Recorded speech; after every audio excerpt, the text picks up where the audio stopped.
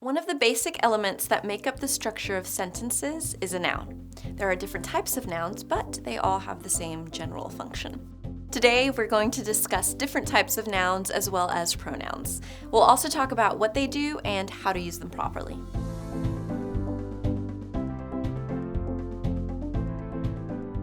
Nouns are words that name a person, place, or thing.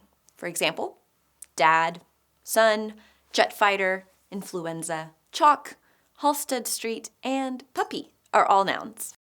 This may seem broad, but nouns can be broken down even further into different categories depending on what the noun is doing in the sentence. Common nouns, like most of the words mentioned earlier, are words that refer to general things. These things do not have a specific name, like John or Eiffel Tower. Those would be proper nouns. We'll discuss those later. Here's an example of common nouns used in a sentence. Dinner was ready at 6 p.m. The common noun used in this example is dinner. Dinner in this case is a thing. Let's look at one more. The eggs were scrambled in the hot pan. This sentence has two common nouns, eggs and pan, because they are both things or objects in the sentence. Seems simple enough, right?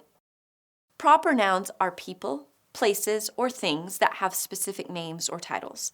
For example, dad is a common noun, but your dad's name might be Drew. Drew is a proper noun. A Chevy is the name for a brand of car, so it's also a proper noun. In addition, proper nouns are always capitalized. Let's see proper nouns in a sentence. Aunt Jackie is my favorite aunt on my mom's side. Aunt Jackie is someone's formal name. Therefore, it is a proper noun. Mom in this sentence is not someone's formal name. Therefore, it is just a common noun. Let's look at one more example. James proposed to Jessie near the Eiffel Tower in France. This example is full of proper nouns.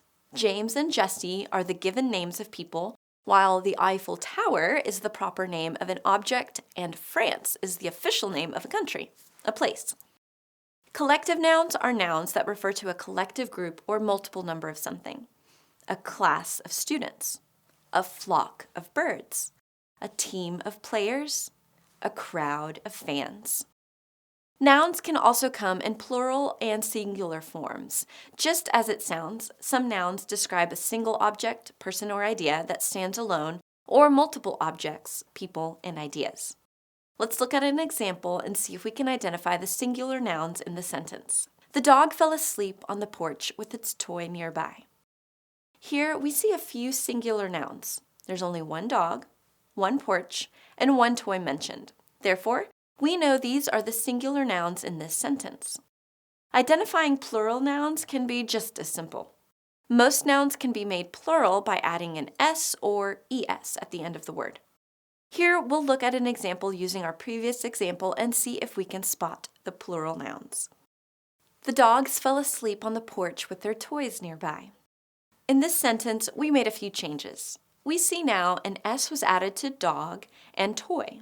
By adding an S, these once singular nouns are now plural. Now the sentence is describing multiple dogs and toys on one porch. Here's one more example.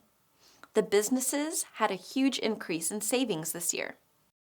In this sentence, we can see that businesses is the plural noun because it is describing more than one business. We made the word plural by adding an ES on the end. Remember, when making a singular noun plural, if the noun ends in CH, SH, X, Z, S, or sometimes O, we add ES to the end of it. There are other rules to properly make singular nouns plural. For example, nouns that end in Y must have the Y taken out and replaced with IES. There are always some exceptions to these rules, but the way you make a singular noun plural depends on what letter the word ends with. As you learn more words, these rules and exceptions will become easier to remember. Possessive nouns are nouns that describe ownership of something. We show ownership by adding apostrophe S to the end of a noun or an apostrophe to the end of a word that ends with S. One way to determine which noun is the possessive noun is to identify the object and ask, to whom or what does this belong to? No worries if this rule seems confusing. Here are a few examples to practice. Liz scratched Mom's car while driving. In this sentence, we see 3 nouns, but only one of them is possessive. Mom's would be the possessive noun because the aforementioned car belongs to her, not Liz. Nouns that don't refer to humans or animals can also be possessive. Here's another. Can you spot the possessive noun in this sentence? The bus's doors were jammed and the students couldn't board. In this example, the possessive noun is buses because the doors mentioned belong to the bus. Did you notice the placement of the apostrophe? Here, not only does buses end with an S, but buses is also plural.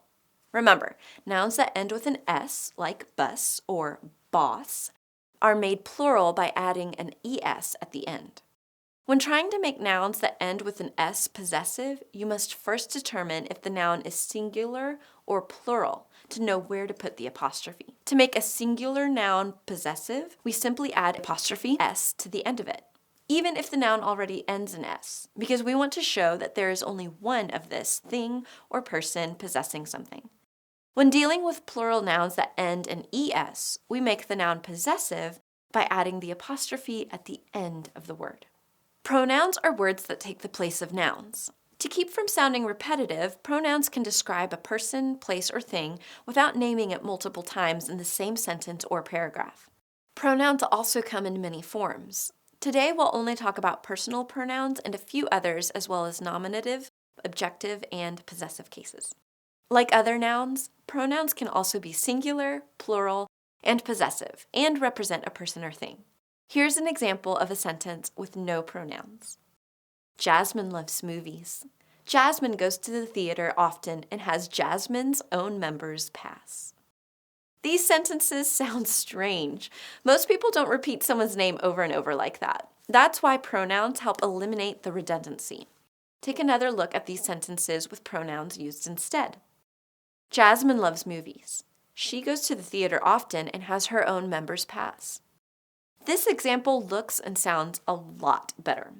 Here we replace Jasmine with the pronouns she and her. As mentioned earlier, pronouns can also be possessive. We see that in the previous example, Jasmine owns a member's pass. So instead of saying Jasmine's pass, we use the possessive pronoun her to describe her possession of the member's pass. Other possessive pronouns include singular, his, her, mine. Plural possessive pronouns include theirs, ours, and yours. When talking about pronouns, it's also important to mention nominative and objective case. Nominative case refers to a noun that is performing an action or verb. In contrast, objective case is a noun that is having an action or verb taken upon it. Here's an example. Mariah drank water. Here, Mariah is in the nominative case because she is performing an action on the water, the verb drink. Let's look at an objective pronoun example. Mariah caught the ball. Here, the ball is the objective pronoun because it was the object that had an action performed on it, which was it being caught. Indefinite pronouns represent a person or thing that we don't have a specific number of. For example, anybody can learn another language. In this case, the indefinite pronoun is anybody because it refers to an immeasurable amount of people. These pronouns are used to ask a question. What is her name? Whose keys are those? Intensive pronouns are pronouns that emphasize the pronouns that immediately precede it. She herself made sure to set the alarm. In this case, herself is meant to emphasize she, making herself the intensive pronoun. I myself made time to work out before bed. Here, myself refers to the pronoun I, making myself the intensive pronoun. Reciprocal pronouns are words that express an action is happening to two or more people or things at the same time. Reciprocal pronouns include each other and one another. The students switched tests with one another. We exchanged vows with each other. Demonstrative pronouns are pronouns that point to specific things. Examples of demonstrative pronouns are this, that, these, and those. Nouns and pronouns are essential pieces needed to complete sentences. Before we end, let's do a few practice examples to make sure we got the hang of all we went over today. What kind of noun is Tuesday? A, a common noun, B, possessive noun, C, proper noun, or D, none of the above? The answer is C, proper noun, because it's the name of a specific day. Which of the following singular nouns was made plural incorrectly? A, singer to singers, B, dish to dishes, C, church to churches, or D, tax to taxes? D, because nouns that end in X take an ES to make them plural. The quick brown fox jumps over the lazy dog. This silly sentence contains all of the letters of the alphabet, and you might notice it also is stuffed full of adjectives. In this video, we'll talk about what adjectives are and how to use them in a sentence. An adjective is a word that describes a noun. It describes something's size, color, age, origin, material, or shape. Adjectives can be used to make the subject simpler to understand and to shed light on what an author wants their ideas to truly convey. The adjectives used in the sentence about the fox and the dog are quick and brown, describing the fox, and lazy, which describes the dog. Here's another example.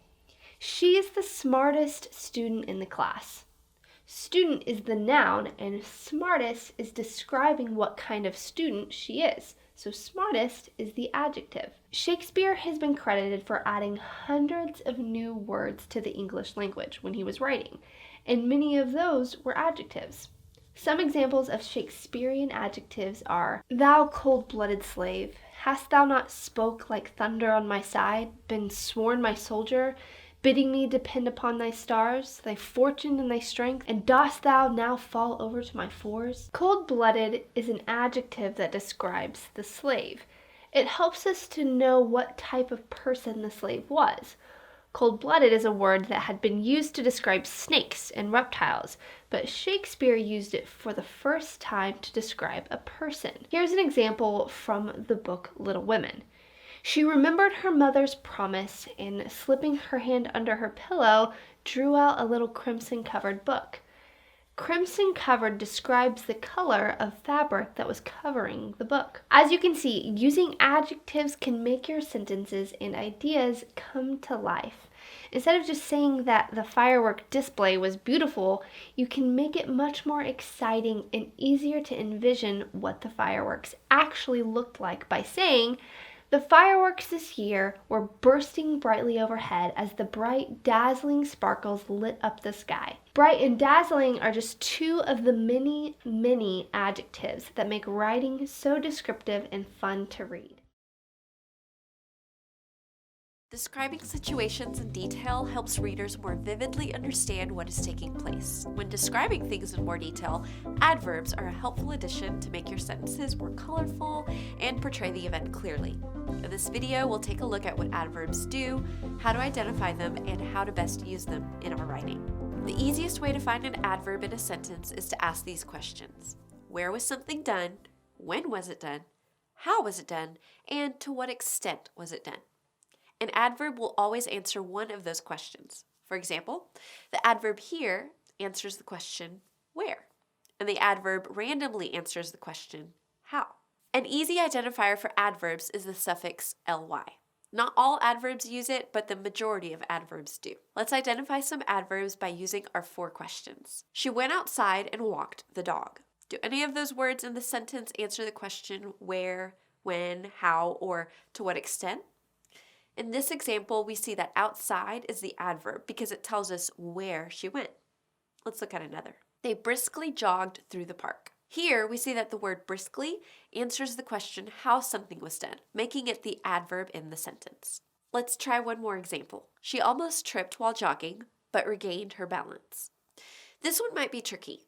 In this example, we see that almost describes the extent to which something happens, which in this case was tripped. She almost tripped, making almost the adverb here. Adverbs not only modify verbs, they are also used to describe comparisons of 2 things. Adverbs have 3 degrees of comparison: positive, comparative, and superlative.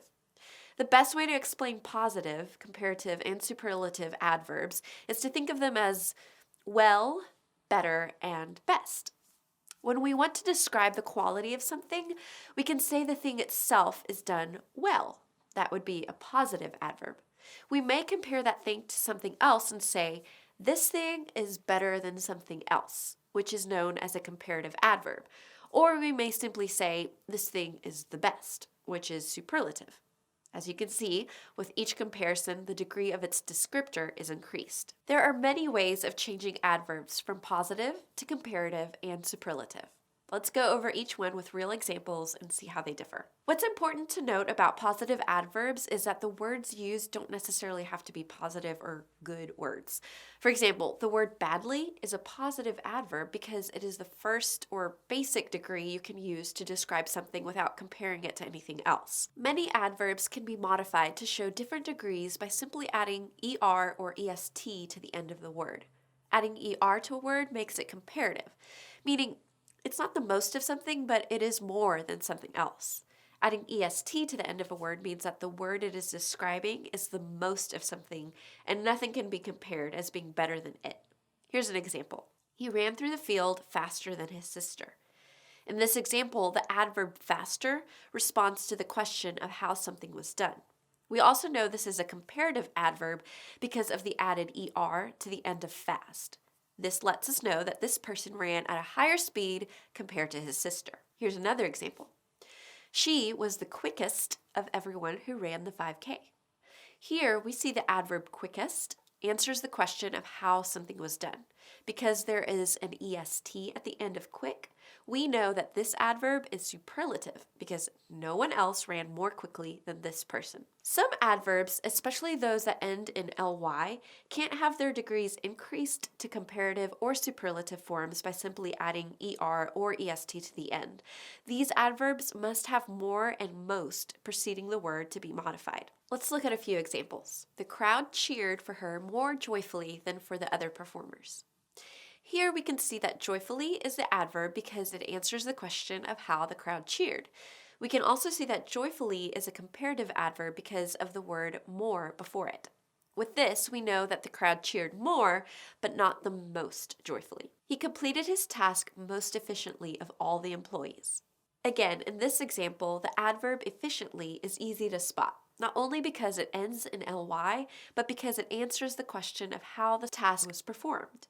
We also find the word most preceding efficiently, which means this is a superlative adverb and no task was completed more efficiently than his. Some adverbs can't be made comparative and superlative with the use of er, est, more, or most. For irregular adverbs, changing their degree of comparison means changing the word and its spelling entirely. There is no special trick to these irregular adverbs, so they must be memorized over time to understand their implied degree of comparison. The word badly is an example of an irregular adverb.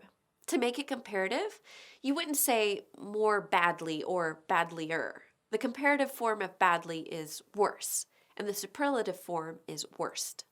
Other examples of irregular adverbs include little, which becomes less and least, and good, which becomes better and best. Now, let's look at adverbial phrases. Adverbial phrases perform the same function as adverbs and describe when, how, to what extent, and where something happens. What makes them different from normal adverbs is they are phrases, which means they are a group of two or more words and they don't always contain a typical ly adverb in the phrase. Here are some examples that answer the question, when. He goes camping every summer. They are going to sleep earlier than usual. Here, these highlighted phrases signify a time in which something occurs. In this sentence, he was driving haphazardly and recklessly. This adverbial phrase is made up of two adverbs and a conjunction to make a phrase that describes how something occurred. An adverbial clause is similar to an adverbial phrase. However, adverbial clauses, just like the name suggests, are clauses, which means they contain a subject, verb, and subordinating conjunction. Let's look at some examples. Sit at the table until your food is eaten. In this example, the adverbial clause, until your food is eaten, describes when something occurs. We also know it is a clause because it has a subject, food, and verb, eaten. as well as a subordinating conjunction, until. My sister, although she was hungry, wouldn't eat until I arrived. Here, the adverbial clause starts with a subordinating conjunction, although has a subject, she, and a verb, is. Together, they describe the extent to which the sister wouldn't eat. Make sure you are polite to people wherever you go. This example shows the subordinating conjunction wherever, the subject you, and verb go, to show when something happened. Before we go, let's do a little practice to refresh what we've learned. Number 1, which of the following are not adverbs? A, entirely, B, rather, C, them, or D, cautiously. The answer is C, them. The word them is a pronoun. Number 2, the highlighted word is an example of what? Some people agree that Serena Williams is the greatest athlete of all time. A, adverbial phrase, B, subordinating conjunction, C, comparative adverb, or D, superlative adverb. The answer is D, superlative. Prepositions are words that specify how something is related to something else in time and space. They work in a sentence to connect nouns or pronouns with other words and elements. Let's start with this example. The dog swam in the lake. There are 2 nouns in this sentence, dog and lake. We know from the verb swam what the dog is doing, but we need the preposition in to tell us where the swimming is happening. The dog is swimming in something, and that something is the lake. The second noun connected with the preposition, in this case the word lake, is called the object of the preposition, and together with the preposition forms a prepositional phrase. There is no subject in the phrase in the lake, only a noun. Because of the preposition in, we know it's a prepositional phrase. This is an article, not a noun, so we know it can't be the object of the preposition. Lake, the noun we are trying to connect with our first noun, dog, is the object of the preposition. Most of the time, though, not always, the object of the preposition comes after the preposition in the prepositional phrase. When we're trying to find the prepositional phrase in a sentence, first try to spot the preposition. Prepositions show direction, location, or time.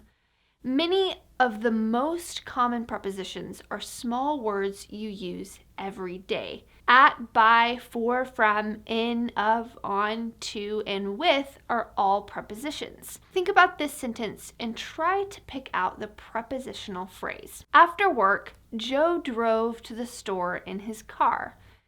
There are 3 prepositional phrases in this sentence. Let's start with a simple one. Joe, the proper noun, is connected to the noun store by the preposition to. It answers a directional question. Where did Joe go? He went to the store. The word store is the object of the prepositional phrase to the store. Let's look for another preposition in this sentence. You might have noticed our preposition in appeared again in this sentence. In isn't a directional preposition like to, but it tells us where Joe was during his drive. He was in his car. Car is the object of the preposition in, and in his car is the prepositional phrase. Now, let's look back to the first word in the sentence, after. This is also a preposition. Remember, prepositions show direction, location, or time. After dinner is a prepositional phrase that tells us when Joe went to the store.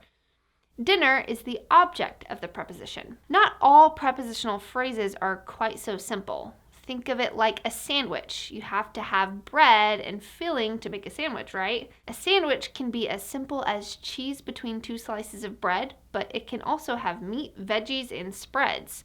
We can jazz up prepositional phrases the same way with adjectives and adverbs. As long as you still have the bread and the filling, preposition and object of the preposition, you'll still have a prepositional phrase. Take this sentence, for example. The swallows flew over the trees near the lake. Over the trees and near the lake are the 2 prepositional phrases in this sentence. Over is a preposition that tells us the direction the swallows flew, and near is a preposition that tells us where the trees were located. These prepositional phrases are fairly simple, but look what happens if we make the sandwich more interesting. The swallows flew over the dark trees near the town's renowned lake. We still have the same two prepositions and prepositional phrases, but the words dark, towns, and renowned are all adjectives. Dark is modifying or adding meaning to the object, trees, of the first prepositional phrase, but it is otherwise not changing the preposition in any way. The same is true of towns and renowned. They are modifying the object of the preposition lake. In the second phrase, near is still the preposition and lake is still the object of the preposition. So let's recap. A preposition is a word that answers the question when or where something happened in a sentence. It connects nouns or pronouns to other nouns in the sentence. About, to, with, up, down, under, inside, after, before, and for are a few examples of common prepositions. The object of the preposition is the noun that the preposition is talking about, and together with the preposition, those objects make prepositional phrases.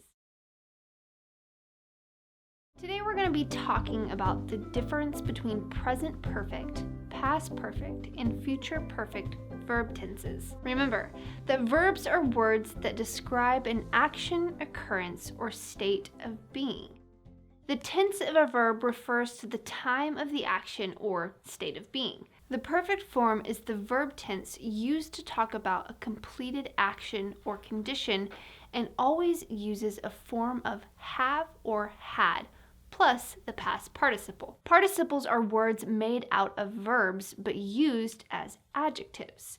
In English, participles are also sometimes used to form compound words like is, going. A past participle, in the context we're using it today, is the second part of a compound verb that's used to form perfect and passive tenses. Past participles usually ends in an ed. Verbs can appear in any one of three perfect tenses: present perfect, past perfect, and future perfect. Let's start by talking about present perfect verbs. The present perfect tense expresses an action that began in the past and is now completed in the present. Take a look at this equation. Present tense of have plus past participle equals present perfect tense. We can put those elements into practice in the following sentence. I have finished my homework already. We know this sentence is written in the perfect tense for two reasons. First, we see that it is talking about a completed action. I have finished my homework. There's our ed past participle, and it's telling us the job is completed. The second hint we have that it's the perfect tense is the word have. Remember, the perfect form is a verb tense that uses a form of have or had plus a past participle. In this sentence, have finished tells us that the finishing action began in the past but is now completed in the present. We can see that the sentence used have instead of had, so we know it's present perfect tense, not past perfect. The past perfect tense expresses an action that began in the past and was completed in the past before something else occurred. The past perfect equation looks like this. Past tense of had plus past participle equals past perfect tense. Here's a sentence with past perfect tense. Paul tried to hide the vase because he had broken it. Right away, our eyes should be drawn to the past perfect phrase, had broken. There's our past tense had and our past participle. You may notice that broken is not an ed verb, but it's still a past participle. It just conjugates differently than the ed verbs we've looked at so far. This also happens with words like ate and shaken. This sentence is describing something that began in the past and was completed before something else occurred. Paul broke the vase.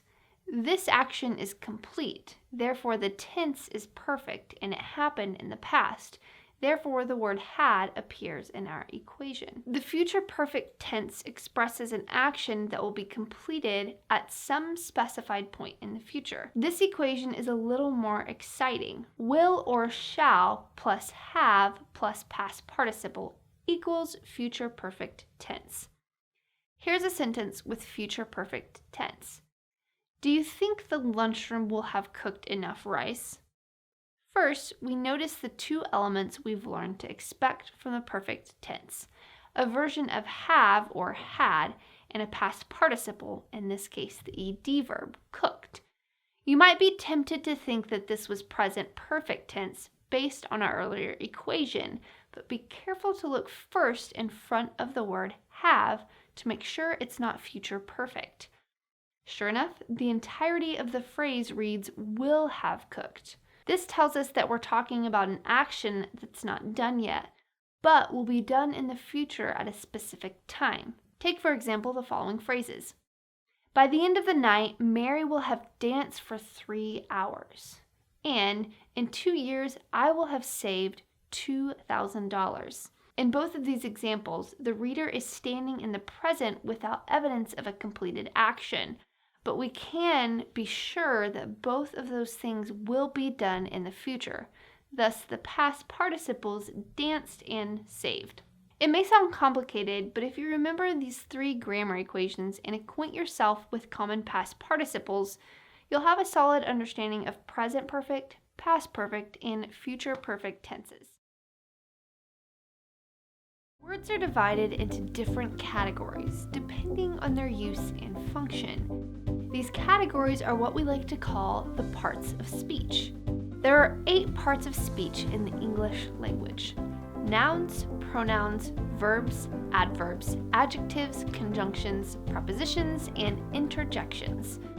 Today, we'll actually be talking about gerunds, participles, and infinitives. Now, you're probably wondering how those are related to the parts of speech, right?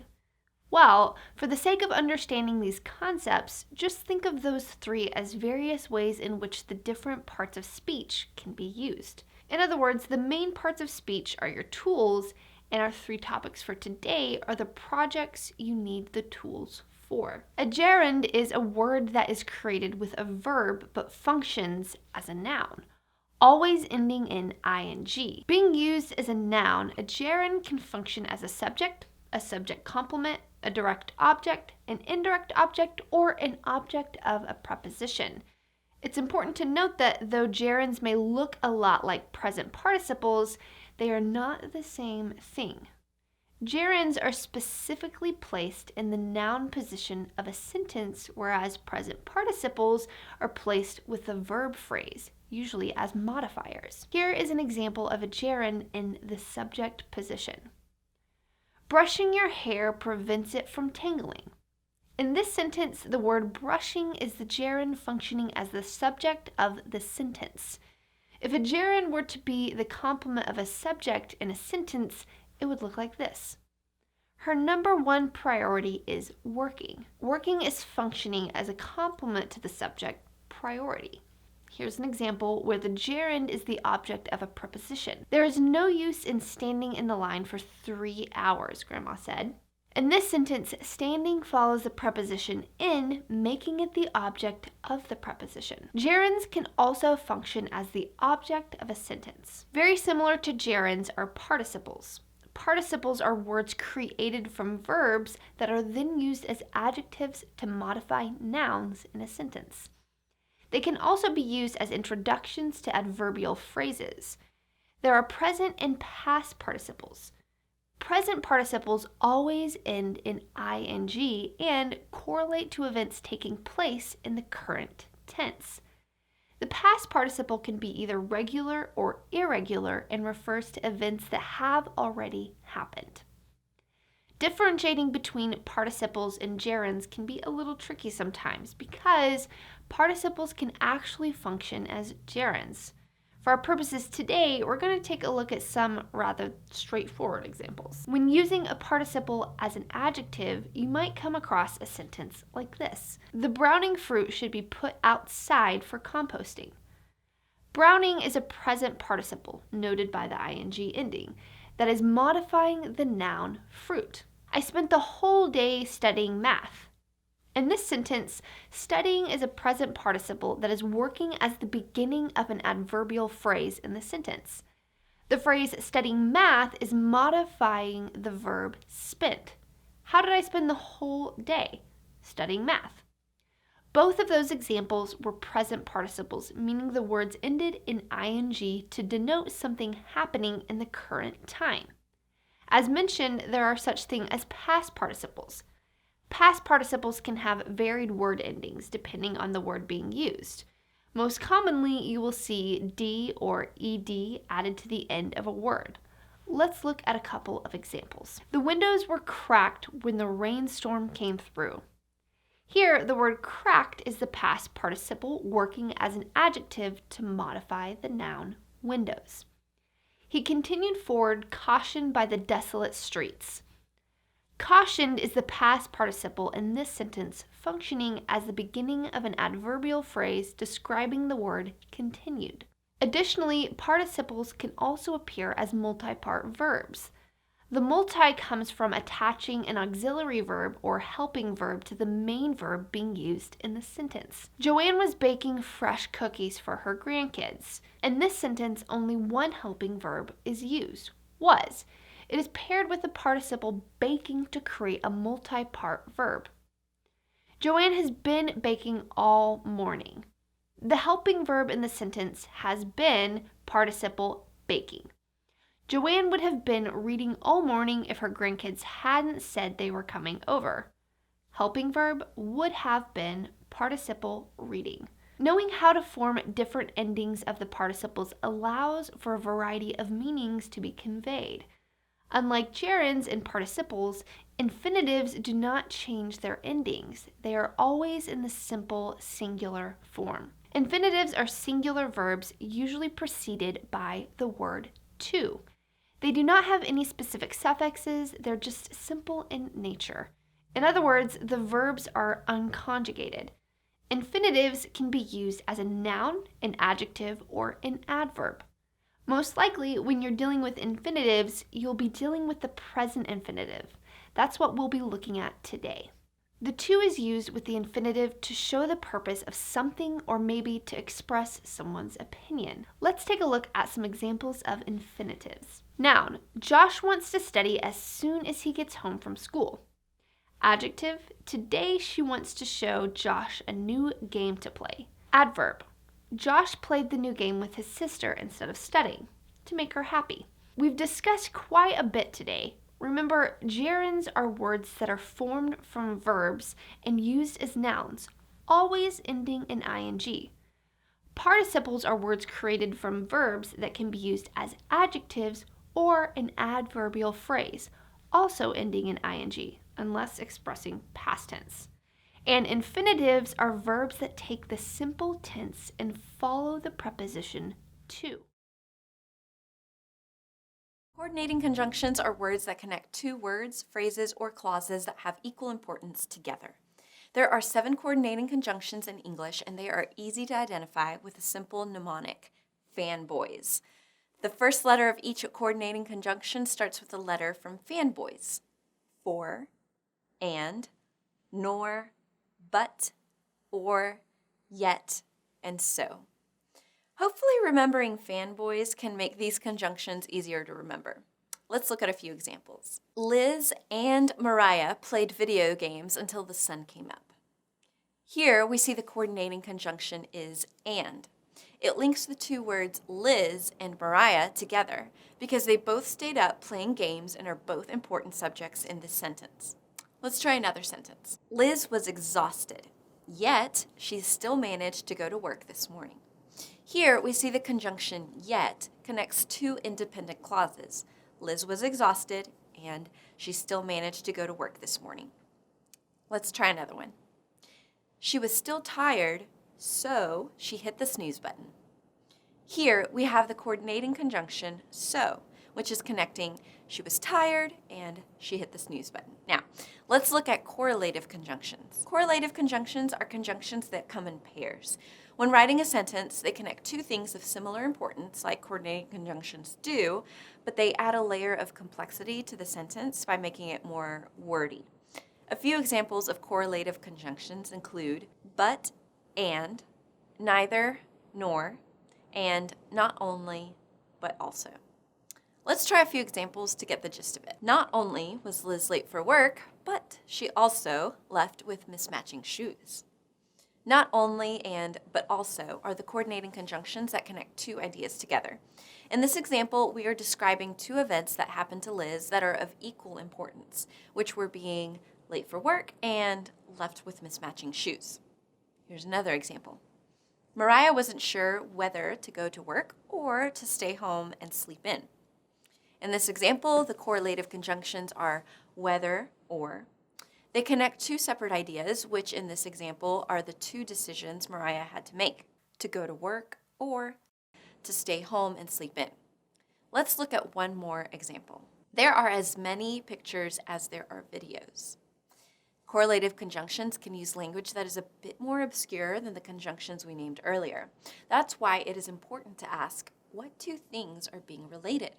In this example, we see the correlative conjunctions are as and as because they connect two things, pictures and videos. Before we go, let's test what we've learned. Which of the following is not a coordinating conjunction? A, yet, B, now, C, so, or D, or?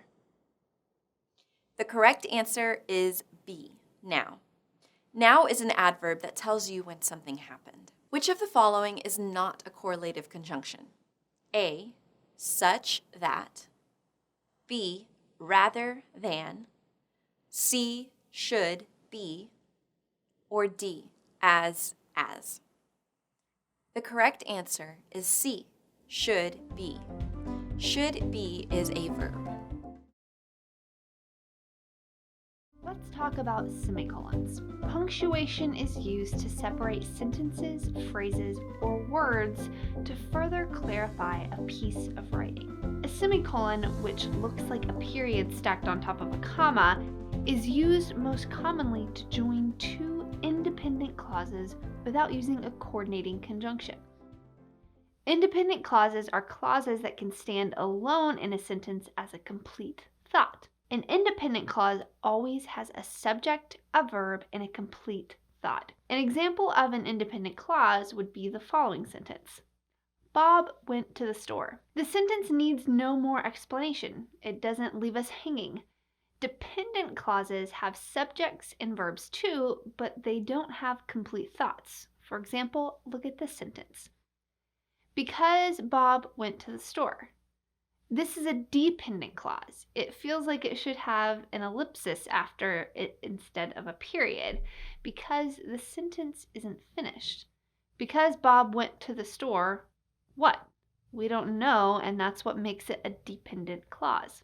When you join independent clauses together, you normally have to use coordinating conjunctions. These are words that link other words, phrases, or clauses together. Words like and, but, and yet. Now that we understand what an independent clause is and what a conjunction is, let's look back at our definition of a semicolon. A semicolon is punctuation used most commonly to join two independent clauses together without using a conjunction. Let's take a look at a semicolon in action. Say you had the following two sentences. Rena came home. She ate chicken for dinner.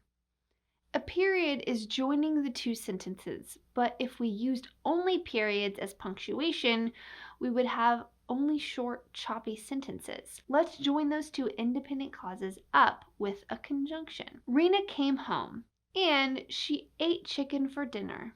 To join two independent clauses together with a coordinating conjunction like and or but, you also have to use a comma before the conjunction. A comma is not sufficient by itself, and neither is the conjunction by itself. But here enters our heroic semicolon. It acts like both the comma and the conjunction working together. While it is not grammatically correct to write, Rena came home, she ate chicken for dinner. Or, Rena came home and she ate chicken for dinner.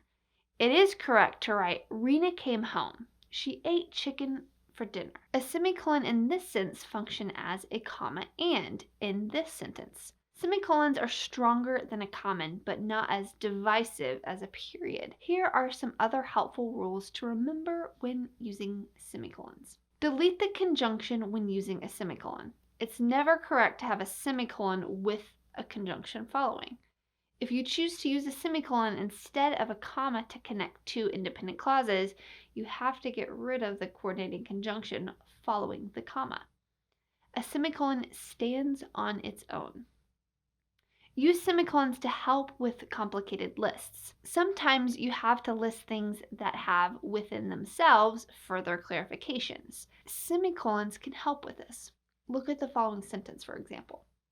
I need the weather statistics for London, England, London, Ontario, Paris, France, and Paris, Ontario. The semicolons are separating the major cities, leaving room for the commas to serve as lesser dividers between each city and the country to which it belongs. Use semicolons with conjunctive adverbs. Don't get scared off by this new phrase. Conjunctive adverbs are exactly how they sound. Adverbs that sometimes act as conjunctions. Think about words like moreover, also, however, etc. If you're using some such word to connect two independent clauses, it's much stronger to use a semicolon beforehand than a comma. Here's an example. I needed a walk in some fresh air. Also, I needed milk.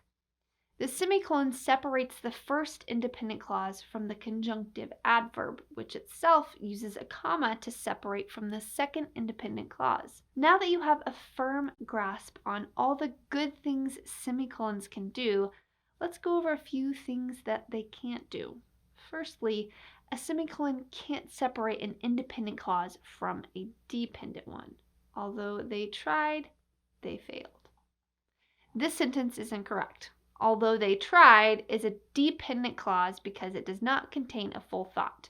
Therefore, it can only be connected to the following independent clause with a comma, not a semicolon. You should never capitalize words after a semicolon. Semicolons may be a stronger form of punctuation than a comma, but they still aren't as significant of a pause as periods are. Clauses joined by semicolons are still within the same sentence. Lastly, avoid the common misconception that semicolons and colons are interchangeable.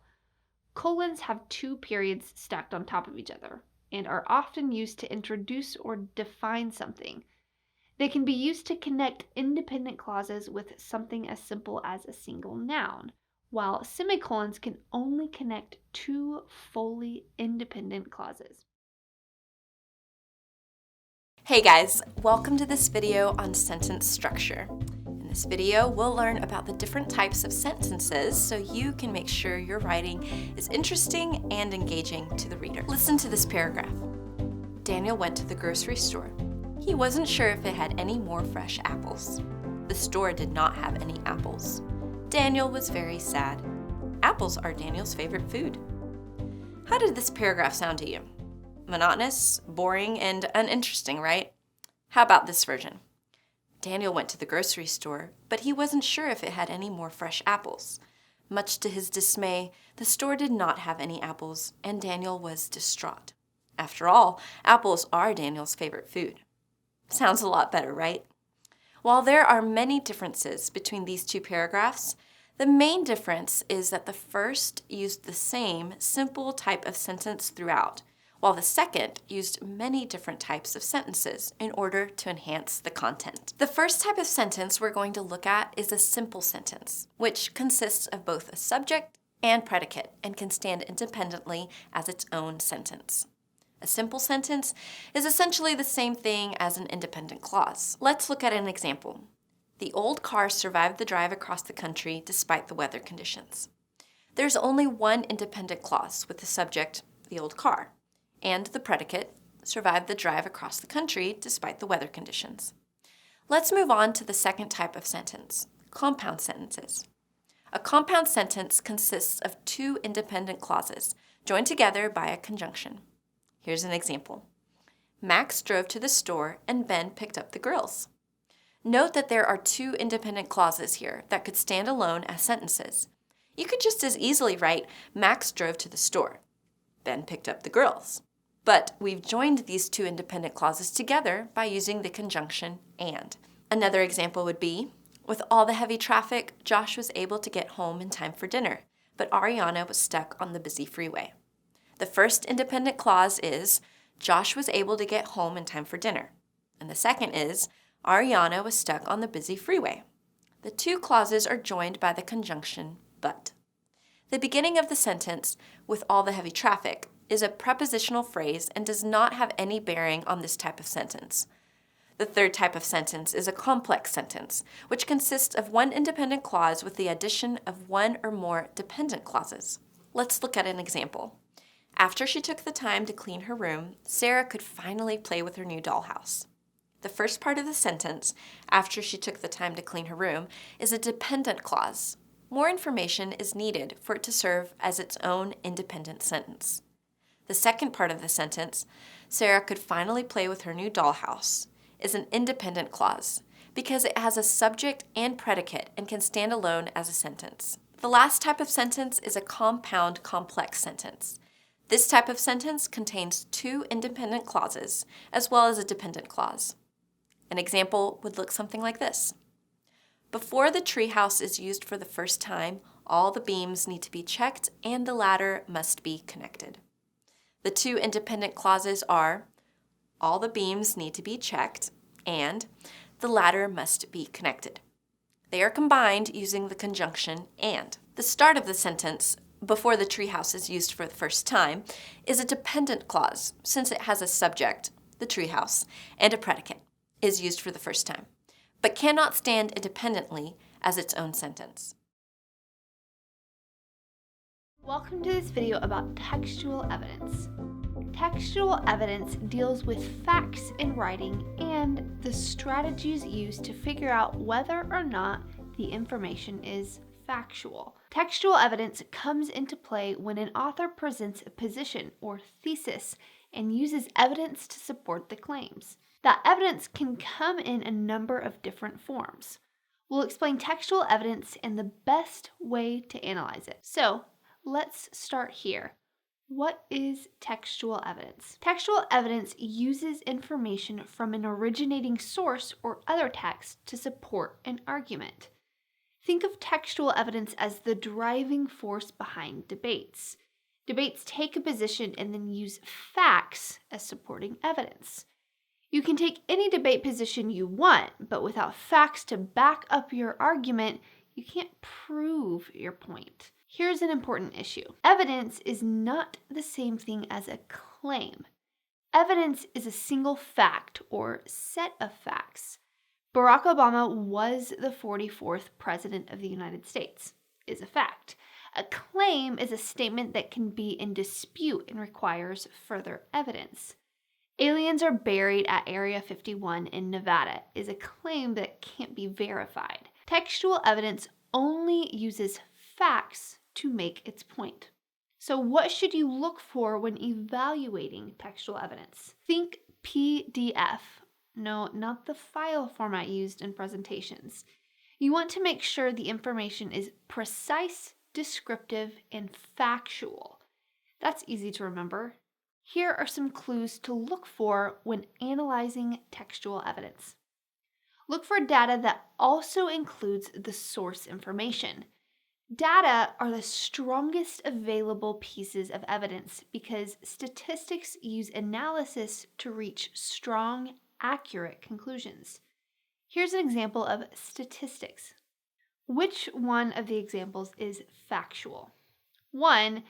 Americans with a college degree earn more money than Americans who have only earned a high school diploma, according to the Bureau of Labor Statistics. 2. About 327 million people live in the United States, according to the U.S. Census Bureau. 3. Nearly half of American households own dogs, according to a national survey. The answer? Those are all factual statements. You can go to the source and examine the data yourself. That's why statistics are such a powerful tool in textual evidence. The next form of evidence isn't as powerful as statistics, but it's often used to examine textual evidence. Experts give testimony in a number of areas. Testimony doesn't just mean in the legal sense, like when someone takes a stand in a court case. Testimony also means providing a set of facts based on expertise. An experienced and trained car mechanic can provide testimony on the workings of a car engine. A doctor with years of specialized training can testify about treatment options for patients. A pilot with thousands of hours of flight time can testify about the control panel on a jumbo jet. They all have expertise backed by verifiable, factual information. Authors use testimonial information to make their argument in an attempt to sway their audience.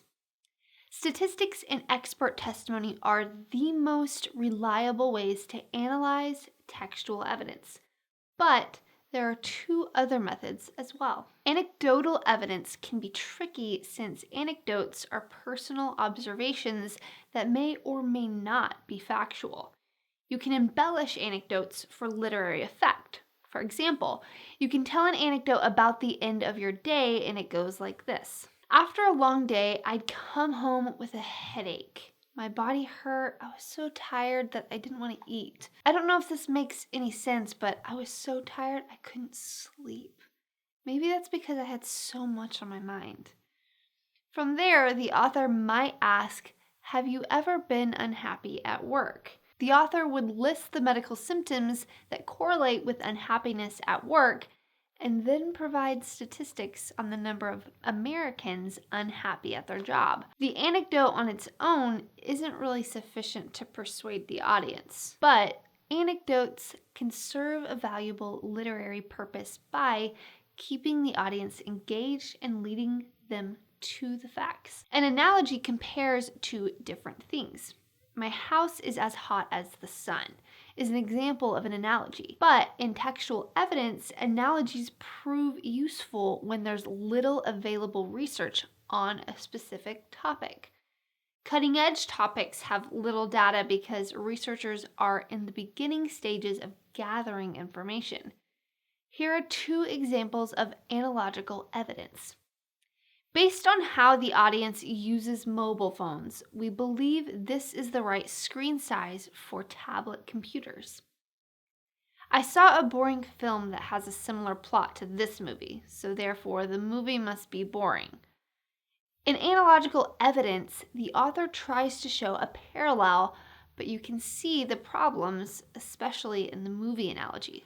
Just because one film is boring doesn't mean a similar movie will also be. That's why analogical evidence is the weakest form of evidence. So that's our look at textual evidence, the process of finding facts to support an argument. We reviewed statistics and testimony, the two most reliable ways of analyzing textual evidence. We reviewed anecdotal and analogical evidence, two useful but weaker methods of providing facts. Hi, and welcome to this video on thesis statements. A thesis statement is a sentence or two, usually found in the first paragraph of your paper, that briefly explains the purpose of the text, the argument you will be making, and the evidence you'll use to support it. Thesis statements are important because they act as an outline for the paper so the reader knows at a glance what the content of the paper will be. Before you write your thesis, a great deal of research on your potential topic must be done. This will allow you to fine-tune your argument with counter-arguments or evidence to make your thesis stronger. Let's look at some of the elements of a strong thesis statement. If you are provided with a prompt or question to answer, the thesis should clearly state your answer to that prompt. A thesis will have an identifiable perspective on the subject you are writing about. The reader will know your stance on the subject and how you will explain it in greater detail in the paper. Making your thesis a vague blanket statement will cause confusion for the reader. What are you actually writing about? Be specific about what your subject is and make sure your content thereafter follows your thesis. Here are some examples of good and bad thesis statements. Smoking is proven to negatively impact your health. This thesis is very broad. The writer didn't mention what they would talk about in regard to smoking. Do they agree? Will they counter this argument? What are the health risks? Why should the reader care about this subject? These are all questions that could make this thesis stronger. Let's try it again. Because of the health risks associated with smoking and unethical methods for harvesting tobacco, smokers should strive to quit the habit. In this example thesis, the writer is much more specific. They not only give their stance that smokers should quit smoking, but give 2 reasons why they should quit. Let's look at another example. Standardized tests are not useful for students. The sentence gives a stance, but it doesn't state what else the writer will say about standardized tests, nor does it mention evidence to support their statement that these tests are not useful. This could be a decent temporary thesis you can use until you do more research, but it needs more detail. Let's see what a strong example looks like. Standardized tests should not be the sole factor to determine a student's ability, because these tests have a history of bias, and using these scores alone can hinder students from potential educational opportunities. This thesis is very thorough. It not only gives the stance and tells what the paper will be about, but it also gives reasons to support their stance that they will talk about in detail later in the paper. Thesis statements are the solid foundation writers need to compose clear and detailed academic papers. Doing research and having your argument and supporting evidence planned out can help you fine-tune your thesis into a specific topic your readers can easily follow. Today, we're going to talk about argumentative writing. An argumentative essay is a genre of writing in which the author investigates a topic, collects, generates, and evaluates evidence, and establishes a position on that topic that they can clearly communicate to the reader. Argumentative writing is often confused with persuasive writing, when the author tries to convince the reader of their opinion. Argumentative writing is a bit more balanced. In an argumentative essay, the author is weighing both sides of the issue. An argumentative writer likely has their own opinion that they will present, but they'll produce ample evidence on the opposing side as well. Argumentative writing is very commonly assigned as capstone work in doctorate research programs. It calls for the extensive research and often requires the author to collect fresh data through interviews, surveys, observations, or experiments. This isn't merely an expository essay where the author reads a few articles and shares what they've learned. Argumentative writing must be backed up by extensive personal and collaborative research. The structure of an argumentative essay is as follows. First, there should be a clear, concise, and defined thesis statement that occurs in the first paragraph of the essay. The author usually sets up their thesis statement by explaining the context and reviewing the topic in a general way. Next, as in all writing, the author has to explain why the topic is important. In other words, why should the reader care? Then comes the author's thesis statement. After you're done with that, you should turn your attention to the body of your essay. The body should be chock full of good evidence. Each paragraph should in some way connect back to the thesis statement, even when presenting differing points of view. It is considered bad form for an argumentative essay to exclude evidence that doesn't back up the author's thesis. Rather, the author must step up to the plate and explain why he or she considers that evidence to be ill-informed or out of date. Any shift in argumentative writing should be connected by clear transitions. Say you're talking about the dangers of populism and you want to tie in the nationwide debate surrounding trade tariffs. You should clearly explain why you think the two are connected. Otherwise, the reader might feel that they're ping-ponging from subject to subject without any real purpose. The final element to good argumentative writing is, you guessed it, the conclusion. This shouldn't simply restate the thesis, but should readdress it in light of the evidence provided. Ideally, this is where the reader will have his or her aha moment. Whatever confusion they had at the beginning of the written work should now be clearer in light of the author's careful study and explanation. If you're planning to tackle argumentative writing, it might be helpful to think of your essay like it's a conversation or debate with a classmate. Firstly, you should avoid snide or derogatory comments because that would automatically make your classmate distrust your motives. Additionally, you should make a strong statement and take time to study the other side before adding your own opinions. Let's say you and a classmate are talking about the problems with school politics in the way that you think they should change. If you spend all your time talking about the problems and only give a little bit of time to the possible changes, your argument could seem petty and inconsequential. It's important for you to offer helpful solutions and answer your classmates' objections. Do the same thing with your argumentative writing. Establish a thesis, research it thoroughly, and when you write, make sure you address all the sides and offer a point of view after considering the evidence. So, that's an overview of argumentative writing. Thanks so much for watching, and as always, happy studying.